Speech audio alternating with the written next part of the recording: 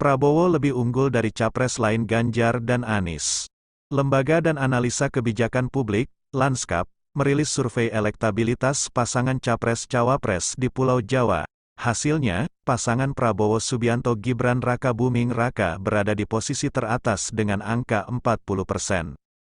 Berdasarkan survei Lanskap, Prabowo Gibran unggul atas pasangan Ganjar Pranowo Mahfud MD dan Anies Baswedan Muhaimin Iskandar.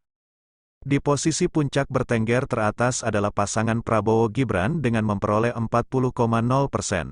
Ganjar di posisi kedua dengan memperoleh 34,3%. Sementara Anies Muhaimin memperoleh 20,0%, kata Direktur Eksekutif Lanskap, Muhammad Toha, Rabu, tanggal 8 November tahun 2023.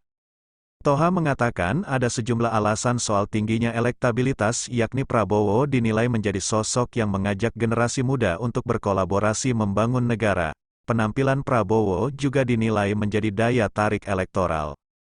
Jadi dipandang sebagai tokoh yang representatif konsolidasi Prabowo-Jokowi. Arus pemilih Jokowi yang loyal dan lintas partai akan semakin deras mengalir ke paslon ini. Ada pengakuan dan kebijaksanaan Prabowo kepada generasi muda untuk ikut serta terlibat berkolaborasi dalam membangun negara bangsa melalui politik atau alih generasi, ujarnya. Nah, tampilan personal Prabowo dalam sosok yang sopan santun, ramah, terbuka, merangkul dan leni egaliter dinilai juga mendatangkan daya tarik elektoral yang kuat, tambahnya. Dia memaparkan Prabowo Gibran mendominasi di Jawa Barat, Jabar, sebesar 50,7% dan Jawa Timur, Jatim, sebesar 40,4%. Sementara Anies Cak Imin unggul di Jakarta dengan dukungan sebesar 34,1%. Sementara, Ganjar Mahfud unggul di Jawa Tengah, Jateng, dengan 58,1%. Namun, paslon Prabowo Gibran berhasil memperoleh dukungan sebesar 30,1%. Probabilitas angka elektabilitas ini akan terus meningkat di Jawa Tengah, katanya.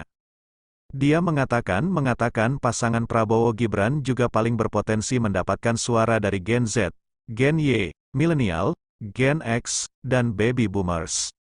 Seperti kita ketahui kelompok usia Gen Z dan Gen Y, Milenial, mendominasi DPT Pemilu 2024, katanya, di samping faktor Gibran sebagai bagian dari generasi Y, Milenial, faktor Prabowo sendiri juga menjadi magnet politik bagi generasi muda tersebut, di mana saat ini ia jauh lebih terbuka, ramah, sopan santun, merangkul dan jauh lebih bijaksana dibandingkan masa lalu, tambah dia.